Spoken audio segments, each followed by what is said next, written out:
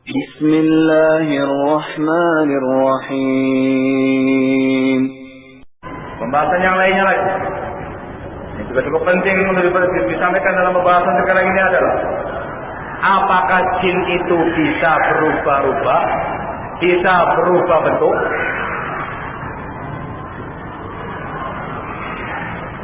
Jawabannya menurut ialah na'am. Yang namanya jin itu bisa berubah bentuk. Jin itu bisa dalam bentuk manusia, seperti yang disebutkan dalam buku sejarah yang sangat masyhur pada masa jahiliyah dulu, pada masa hidupnya Rasul SAW, ketika kaum musyrikin Quraisy mengadakan rapat sidang pleno di Darun Nadwa. Disebutkan dalam riwayat yang sangat masyhur dalam buku sejarah, iblis ketika itu datang ke mereka dalam bentuk seorang syekh, seorang laki-laki yang kuat, yang membawakan ide-idenya kepada mereka. Juga riwayat yang juga sangat masyhur ketika peristiwa perang Badar, disebutkan dalam riwayat yang sahih bahwasanya iblis hadir di tengah-tengah pasukan kaum musyrikin, menjelma menjadi seseorang mirip seperti Suraqah bin Malik, mirip seperti seseorang yang bernama Suraqah bin Malik yang ada pada mereka waktu itu. Sahih riwayat. Dan hari begitu pasukan ketemu, pasukannya muslimin, pasukan mereka ketemu, dan begitu bantuan Allah turun dari langit, pasukan malaikat, iblis melihat langsung dia lari. Dikira oleh orang musyrikin itu Suraqah bin Malik, Suraqah mau kemana kau? Jalan. Inni ara ma la taraun. Saya melihat apa yang kamu enggak lihat. Inni akhafullah rabbil alamin. Aku takut kepada Allah Subhanahu wa taala. Lari. Pada iblis, kata iblis. Menunjukkan bahwasanya apa? Iblis bisa berubah bentuk menjadi manusia. Dan ini yang sering dilihat oleh banyak orang.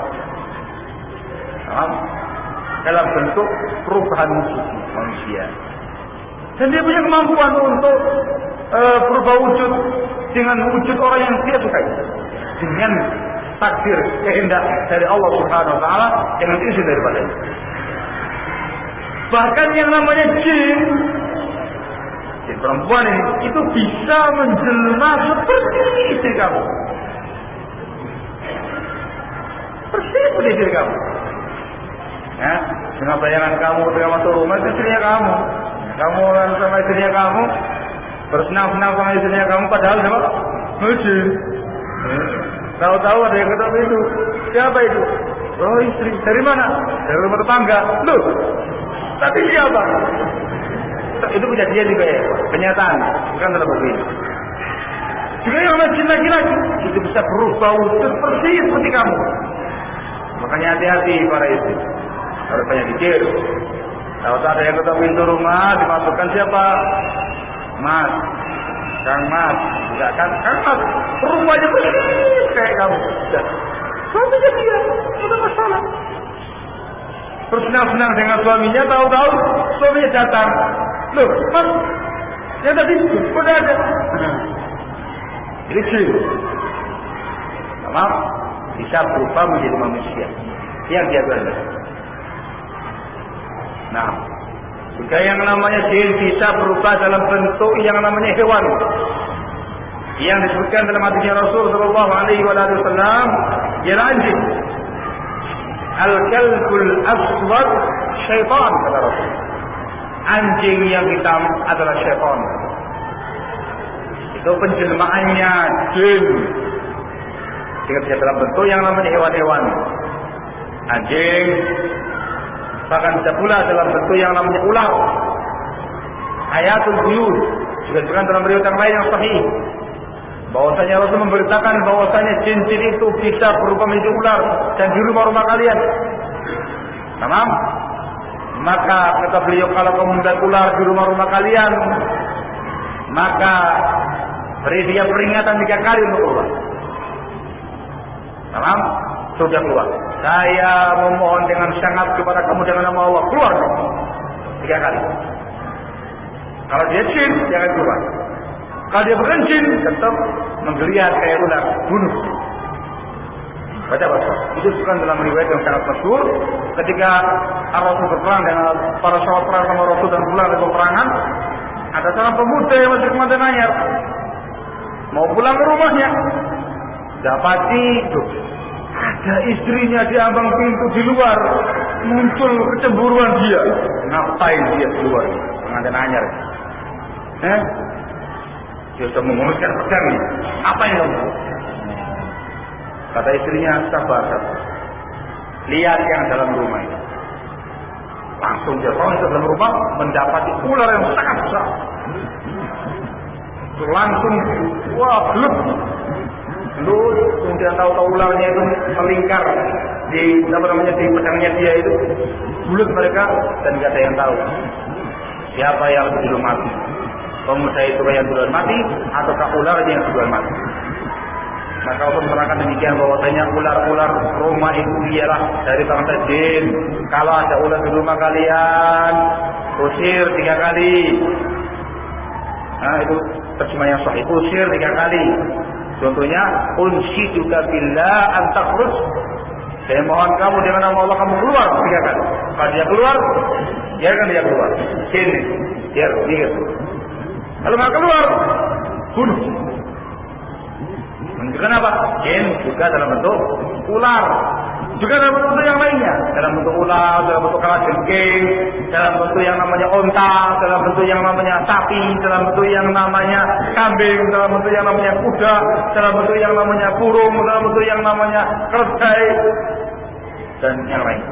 Bisa berupa wujud dengan izin dari Allah Subhanahu wa Ta'ala. Nah, ini argumentasi cukup kuat ya ikhwan yang menerangkan demikian. Bahkan disebutkan oleh sebagian ulama ketika menafsirkan ayat Allah Taala, innahu yarakum huwa wa qabiluhu min haitsu la tarawnahum. Sesungguhnya iblis dan kabilah-kabilahnya, yaitu keturunannya, itu bisa melihat kalian di mana kamu tidak bisa melihat mereka. Dinyatakan oleh para ulama bahwasanya seorang manusia tidak bisa melihat wujud asli bangsa jin. Tidak bisa. Yang mereka lihat itu wujud penjelmaannya saja. Entah dalam bentuk manusia, atau hewan, atau apa, perempuan, laki-laki, tua, muda, apa, itu penjelmaan jin. Aslinya tidak bisa dengan ayat ini. Bahkan dari Imam Syafi'i rahimahullah menyatakan, disebutkan dalam buku yang saya bawa ini Akamul Burjan, beliau menyatakan kalau ada seseorang yang menyatakan aku melihat jin aslinya maksudnya, maka menurut kami ditolak persaksian dia, sebab dia pendusta. Allah mengatakan bahwa kan ayat tadi, innahu yarakum huwa wa qabiluhu min haitsu la tarawun. Ingat, melihat jin dalam bentuk aslinya. Mungkin yang tanya, apakah mungkin seorang manusia melihat jin secara umum? Al-jawab bisa. Nyatakan dengan tegas oleh Syekh Ibnu Taimiyah rahimahullah taala dalam Majmu' al-Fatawa, beliau menerangkan mungkin dilihat dan mutawatir, kejadian yang sangat masyhur di kalangan Bani Adam, mereka bisa melihat jin. Apakah dia itu orang yang saleh atau orang yang kafir, orang yang baik, orang yang jelek, bisa melihat jin. Tapi yang harus dipahami, yang dia lihat itu ialah penjelmaan jin, bukan wujud aslinya. Dikisahkan oleh Syekh Muqbil bin Hadi rahimahullah taala dalam bukunya Tuhfatul Mujib, dia juga termasuk yang menyatakan demikian. Seorang insan tidak mungkin melihat wujud aslinya jin. Disebutkan sebuah kisah, Allah alam ya, apakah saya ada tidak? Sebuah kisah adanya salah seorang yang punya ilmu, biasa murojaah ilmu dengan jin, temannya dia punya teman dari para jin. Tahu murojaah ya? Belajar ilmu, murojaah bareng temannya dia ada yang mau haji. Suatu ketika temannya ini penasaran, pengen tahu bagaimana sih wujud jin itu. Dia pengen, wahai temanku, yang kamu nongol, bagaimana sih wujudnya kamu yang asli? Dia jin yang baik, jin yang soleh. Dia mengatakan, ya, tidak perlu, ada perlunya kamu lihat saya. Pokoknya saya pengen lihat kamu maksanya. Akhirnya jin itu pun menampakkan sedikit wujudnya, langsung gendeng laki-laki tadi, langsung sinting, langsung stres manusianya. Dia berkata dengan Muhammad dan punya Tuhfatul Muslim. Wallahu a'lam. Halo. Tadi paham misalnya? Peringatnya yang namanya jin itu bisa menjelma. Dan seringkali yang kamu lihat jelmaan dia bukan wujud aslinya. Dan bahkan nyatakan sebagaimana tidak bisa dilihat wujud aslinya dengan nafs ayat Al-Quran tadi. Al-A'raf ayat yang ke-27. Innahu yarakum huwa wa qabiluhu min haitsu la tarawnahu.